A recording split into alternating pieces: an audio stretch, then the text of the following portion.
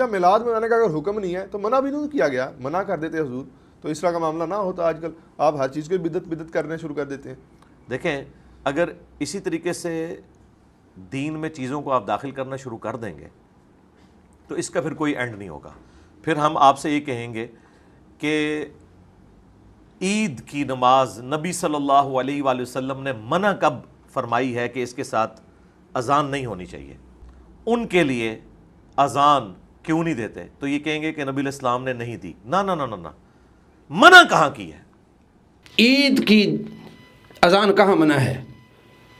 وہی نہیں، وہ اصول کو توڑ رہا ہے نا، کہ اصول یہ ہے کہ جو چیز منع نہیں وہ جائز ہے، کیونکہ قرآن و حدیث کے مخالف نہیں. کہتے ہیں اگر یہ بات اصول مان لیا جائے کوئی منع نہیں ہے تو اذان تو منع نہیں ہے، پھر اذان دیا کرے عید کی. بھائی منع ہے، آپ نے اپنے علم میں آپ اضافہ کریں. نبی علیہ السلام کی حدیث ہے 5586 نمبر بخاری میں کہ لا صلاۃ بعد صبح ہے، صبح کی نماز کے بعد کوئی نماز نہیں ہے. فجر کی نماز پڑھ لی اس کے بعد کوئی نماز نہیں. تو یہاں پتہ چلا کہ لا کا معنی منع ہے. لا کا معنی کیا ہے؟ منع ہے کہ آپ نے فجر کی نماز بعد کوئی نماز نہیں پڑھنی. اسی طرح لا کا جو جملہ ہے مسلم میں 249 نمبر روایت میں ہے لا اذان للصلاۃ یوم الفطر. یوم فطر یعنی کہ چھوٹی عید کے دن کوئی اذان نہیں ہے، عید الفطر کے دن کوئی اذان نہیں ہے. ولا یوم الاضحیٰ، اور قربانی والی عید میں بھی کوئی اذان نہیں ہے. عید الاضحیٰ میں بھی کوئی اذان نہیں ہے اور عید الفطر میں بھی کوئی اذان نہیں ہے. تو حدیث تو موجود ہے، منع ہے لا اذان، کوئی اذان نہیں ہے. جس طرح لا صلاۃ بعد صبح، فجر کی نماز کے بعد کوئی نماز نہیں، تو وہی ہے کہ لا اذان یوم الفطر، عید الفطر اور عید الاضحیٰ کے دن اذان نہیں. تو منع ہے لکھا ہوا. بھائی آپ اپنے علم میں اضافہ کریں، آپ اپنے دل میں جو آپ کا بغض ہے اس کو نکالیں، آپ کو معلوم ہو جائے گا. کہتے عید، پھر وہ آ جاتے ہیں عید کی نماز.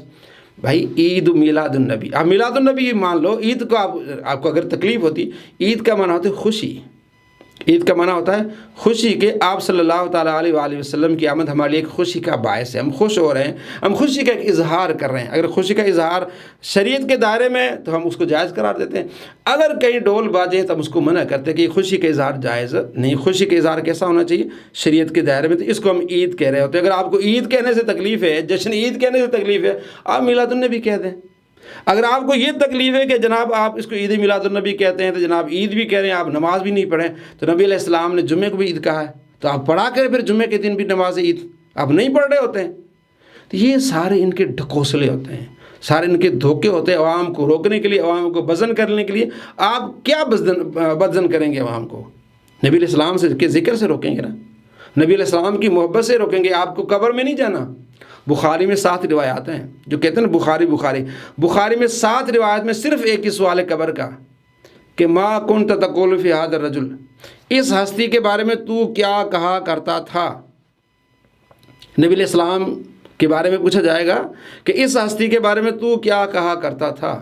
جو مومن ہوگا، اسماء بنت ابی بکر کہتے ہیں، وہ اتنا خوش ہوگا.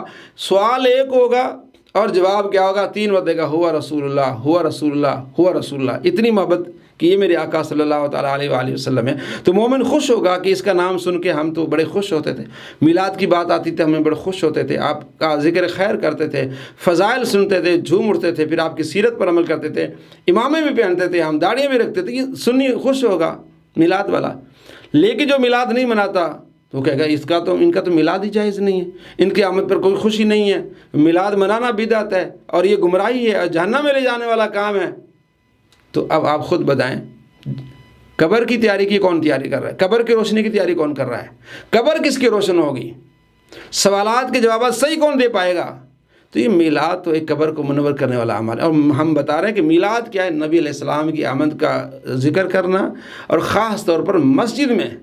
ہم اس پر زیادہ زور دیتے ہیں کہ میلاد جتنا وہ مسجد میں ہونا چاہیے، گلیوں کے بجائے مسجد میں ہونا. اگر گلیوں میں بھی ہے تو ایک لمٹ ہونا چاہیے، آواز وہاں تک ہونی چاہیے. اور نبی علیہ السلام کا ذکر خیر، آپ صلی اللہ تعالیٰ علیہ وآلہ وسلم کی نعت، فضائل اور سیرت کو بھی ڈسکس کیا جائے تاکہ لوگوں کو پتہ چلے کہ آپ صلی اللہ تعالیٰ علیہ وآلہ وسلم کا میلاد ہے اور یہ آپ صلی اللہ تعالیٰ علیہ وآلہ وسلم کی سیرت ہے. ان تمام چیزوں کو آپ دیکھیں، کوئی بھی چیز بدعت نہیں ہوگی. جس کو یہ کہتا ہے کہ یہ بدعت ہے اور یہ گمراہی ہے اور جناب یہ جہنم میں لے جانے والا کام ہے. الامان والحفیظ.